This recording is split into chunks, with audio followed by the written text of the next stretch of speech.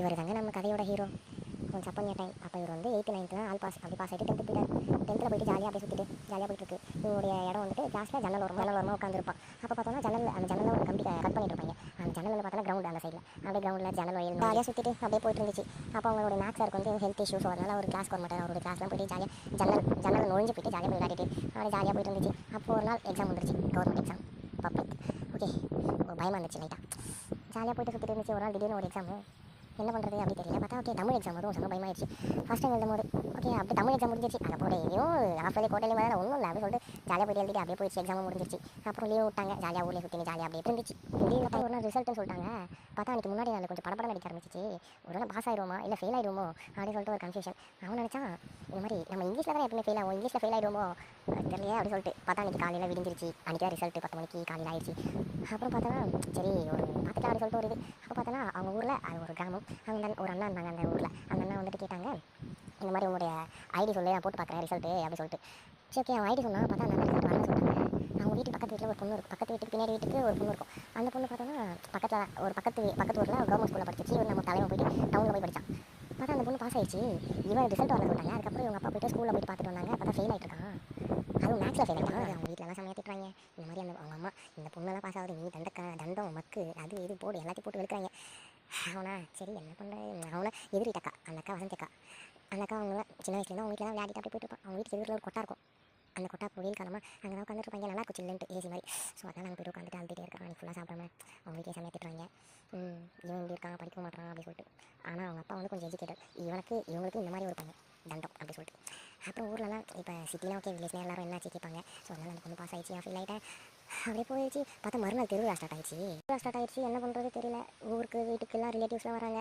நமக்கு ரொம்ப க்ளோஸ் ரிலேட்டிவ்ஸ்லாம் தெரியும். நம்ம இவன் எத்தனை படிக்கிறான் என்ன பண்ணுறான்னு சொல்லிட்டு. கொஞ்சம் தூரத்து சொந்தவங்களாம் தெரியாது. என்ன பண்ணுறேன் அப்படின்னு சொல்லிட்டு. எத்தனை படிக்கிற 10th 10th ஓகே முடிச்சிட்டியா இல்லை இப்போ தான் போறியா அப்படிலாம் கேட்குறாங்க. நான் முடிச்சிட்டேன் இந்த மாதிரி 10th ரிசல்ட் பாஸ் ஆனேன் இல்லை ஃபெயில் எல்லார்கிட்ட ஃபெயில்னு சொல்லி என்னையா இது ஃபெயிலா அப்படின்னு சொல்லிட்டு அவங்க ஒழுங்காக படிச்சிருக்கலாம் அது இதுன்னு போட்டு எல்லாரும் அட்வைஸை போட்டு கரெக்ட் எடுத்து நல்லா விடை தரேன் அப்படி சொல்லிட்டு அவங்களுக்கே ஒரு இதுவாயிட்டு. அப்புறம் என்ன பண்ணுறதுன்னு தெரியாமல் வீட்டை விட்டு வெளில போகாமல் வீட்லேயே உட்காந்துட்டு திருவிழா எல்லா ரிலேட்டிவ்ஸ்லாம் வந்திருக்காங்க. வீட்லேயே இருக்காங்க. அப்படியே கேழிக்காக போய்ட்டு உட்காந்துட்டு சும்மா அப்படியே ஏதோ பண்ணிவிட்டு காற்றோட ரசிச்சுட்டு ஃபீல் பண்ணிட்டு இருக்கிறான்.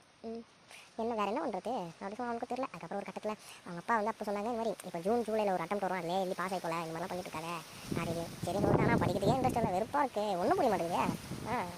கடுப்பு சரி அப்படி சொல்லிட்டு லைட்டாக படிக்கிறான். அதுக்கப்புறம் கேமரா போயிட்டு ஏதாச்சும் ஃபோட்டோ எடுத்துகிட்டு அப்படியே ஃபோட்டோ எதாவது எடுத்துகிட்டு அதை எடிட் பண்ணிவிட்டு அப்படியே நாட்கள் போகுது. அப்படியே திருவிழா முடிஞ்சிச்சு. அப்படியே அவங்க பெருமை ஊரில் திருவிழா அங்கே போனால் இதுக்கு மேலே அவங்களும் கேட்குறாங்க எல்லாம் ஃபெயில் அப்படின்னு அசிங்க ஆல்ரெடி போட்டாச்சு அதான் முடிஞ்சிச்சு அப்படின்னு சொல்லிட்டு. அதுக்கப்புறம் இந்த மாதிரி ஏதாச்சும் ஃபோட்டோ எடுத்துகிட்டு எடிட் பண்ணிவிட்டு லைட்டாக புக் எடுத்து வச்சுட்டு அப்படியே போயிட்டு ஒரு நாள் அவன் ஃபோனில் ஸ்டோரேஜ் ஃபுல் ஆயிடுச்சு. என்ன பண்ணுறது தெரியல, ஃபுல் ஆயிடுச்சு என்ன பண்ணுறது தெரியல. ஓகே அப்படி சொல்லிட்டு அப்போ ஃபேஸ்புக் ஓப்பன் பண்ணிவிட்டு அந்த எடுத்த ஃபோட்டோஸ்லாம் அதில் அப்லோட் பண்ணிட்டு எல்லாத்தையும் டெலிட் பண்ணிட்டான். அது ஒரு பேங்க் அக்கௌண்ட் மாதிரி ஏதாச்சும் ஃபோட்டோ எடுத்தாலும் எடிட் பண்ணி அதில் போஸ்ட் போட்டு நம்ம ஃபோனில் டெலிட் பண்ணிக்கலாம். ஸ்டோரேஜ் ஃபுல் ஆயிடும். நம்ம அக்கௌண்ட்டில் போனால் எப்பவுமே இருக்கும். ஸோ அதுக்காக அவன் பண்ணிட்டு இருக்கான். அவன் லைக்கோ ஷேர்க்கோ அந்த மாதிரிலாம் போடல. அப்படியே போயிட்டு இருந்துச்சு. அப்புறம் ஒரு நாள் எக்ஸாம் வந்துருச்சு. அதுக்கப்புறம் ஒரு நாள் யோசிச்சுட்டு அப்போ என்ன அவனுக்கு 15 ஒரு 15 வயசாக இருக்குது. அப்போ வேலைக்கு போக முடியாது. சரி ஓகே இதில் பாஸ் ஆனால் ஓகே இல்லையாச்சும் என்ன பண்ணுறது வேறு ஏதாவது ஐடிஐ டிப்ளமோ அந்த மாதிரி தான் படிக்கணும். என்ன போகிற பக்கம் போக வேண்டியதான் ஒன்றும் இல்லை அப்படின்னு சொல்லிட்டு அப்படியே ஒரு மனம் கழிச்சு போயிட்டான். அப்புறம் ஒரு நாள் எக்ஸாம் வந்துருச்சு. எக்ஸாம் போயிட்டு எழுதுறான் மேக்ஸ் எக்ஸாம். அப்படியே அதில் எக்ஸாம் எழுதுறானா எக்ஸாம் முடிச்சு வந்துடுறான். ரிசல்ட்டுக்கு 10 days ஆச்சு. அதுக்கப்புறம் அவனோட தம்பி ஊரில் பசங்க எல்லாம் ஸ்கூலுக்கு காலேஜுக்கு எல்லாம் ஸ்கூலுக்கு போயிட்டு ஸ்கூல் ஸ்டார்ட் ஆயிடுச்சு. இவர் மட்டும் தலைவன் ஊரில் சுற்றிங்கிறான் தனியாக. அப்போ அப்படியே என்னடா இது தனியாக சுற்றிட்டுங்களா அப்படின்னு சொல்லிட்டு ஃபீல் பண்ணுறான். அப்புறம் ஃபீல் பண்ணிட்டு அப்படியே போயிடுச்சு. அப்புறம் 1 week ஆயிடுச்சு. ரிசல்ட் வந்துருச்சு. பாஸ் ஆகிட்டான். சேம் அவங்க அப்பா கூப்பிட்டு அந்த ஸ்கூலுக்கே போகிறாங்க. அந்த ஸ்கூலில் போய்ட்டு ஜாயின் பண்ணலான்னு கேட்கும்போது அந்த ஸ்கூலில் சீட் இல்லை எல்லாமே ஃபில் ஆயிடுச்சு சொல்லிட்டாங்க. அதுக்கப்புறம் வேறு ஸ்கூலில் கவர்மெண்ட் ஸ்கூலில் கேட்டாங்க. அந்த ஸ்கூலில் வந்துட்டு பார்த்தோன்னா எல்லாமே ஃபில் ஆயிடுச்சு. மேக்ஸ் குரூப்பில் மட்டும் தான் இருக்குது ஜாயின் பண்ணிக்கிறீங்களா சீட் இருக்குது அப்படின்னு சொல்லிட்டு நான் ஆல்ரெடி மேக்ஸ் எல்லாம் ஃபெயிலே வந்துருக்கேன் அப்படி பண்ணுறீங்க அப்படின்ட்டு ஒரு இது மைண்ட் வைஸ்.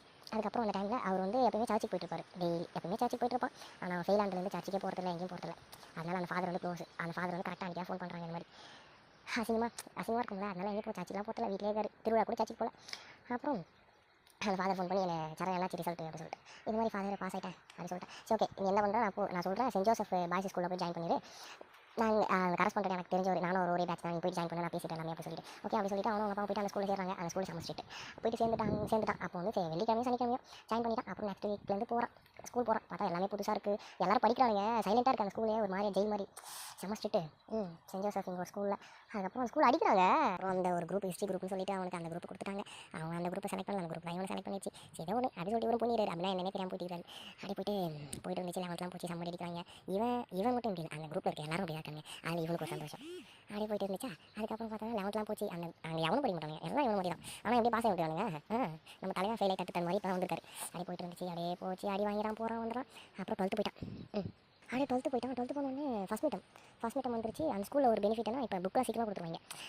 லீவுக்கு இப்போ லீவ் இப்போ மே 11th முடிச்சு 12th போகிறதுக்கு முன்னாடி லீவ் விடுவாங்களா, மே மந்த்து. அப்போ புக்கு கொடுத்துருவாங்க. அப்போ லைட் ஆகிட்டு சும்மா கட்டிட்டு இருப்பான். அதுக்கப்புறம் பார்த்தா 12th போனோடனே ஃபஸ்ட் மீட்டம் வருது. அதே வரான். அதுலேயே அவன் கிளாஸ்லேயும் ஃபெயில், எல்லாரும் ஃபெயில் தான். அவன் ஃப்ரெண்டு எல்லாம் ஃபெயில் தான். அதுக்கப்புறம் செம்மையாக அடிப்பாங்களா. அடியில் 11th வந்து பார்த்தோன்னா அந்த கிளாஸில் 48 பேர். அந்த 12th ஸ்டார்ட் ஆகும்போது பார்த்தோம்னா அந்த கிளாஸில் 23 பேர். மற்றவங்க அடியில் ஓட்டாங்க டீஸ் வந்துட்டு. இவனும் இவங்க வீட்டில் போய்ட்டு ஒரு பிட்டை போட்டான். இந்த மாதிரி இந்த மாதிரி 12th என் ஃப்ரெண்டில் வேறு ஸ்கூலில் போகிறாங்களாப்பா, நானும் போட்டாப்பா அப்படின்னு. ஒரே ஒரு லுக்கு தான். அது பார்த்தா இல்லைப்பா சும்மா நம்ப அப்படின்னு சொல்லிட்டு அவங்க வேறு வழியே கிடையாது, இங்கே தான் அப்படி சொல்லிட்டு மாசை தேத்திட்டு அப்படியே போயிட்டான். அப்புறம் 12th ஃபஸ்ட் மீட்டமில் பார்த்தா எல்லாரும் ஃபெயில் தான். அதுக்கப்புறம் கரஸ்பாண்ட் போய் கிளாஸ் டீச்சரை பிடிச்சி சம்மட்டி திட்டாங்களாம். இந்த மாதிரி 12th வந்துட்டாங்க. இன்னும் ஒருத்தனும் ஒரு ரேங்க் கூட எடுக்க வைக்க முடியல, என்ன பண்ணுறீங்க அப்படின்னு சொல்லிட்டு. அதுக்கப்புறம் பார்த்தா என் ஃப்ரெண்டு அவனுடைய ஃப்ரெண்டு எல்லாரும் பார்த்தோன்னா ஒரு 4 சப்ஜெக்ட்டில் ஃபெயில், 5 சப்ஜெக்ட்டில் ஃபெயில் அப்படி இப்படி சொல்கிறாங்க. ஆனால் நம்ம தலைவர் மட்டும் ஒன்றுத்தில் ஃபெயில். அவன் இங்கிலீஷில் ஃபெயில் ஆகிட்டு இருக்கான். அப்புறம் இவனை இங்கிலீஷில் பாஸ் ஆகிட்டாங்க. அப்படியே பார்த்தா இவனை ஃபஸ்ட் ரேங்க் எடுத்துட்டான். இல்லை ஃபஸ்ட்டு டைமே ரேங்க் எடுக்கிறான், அது ஃபஸ்ட் ரேங்க் எடுக்கிறான்.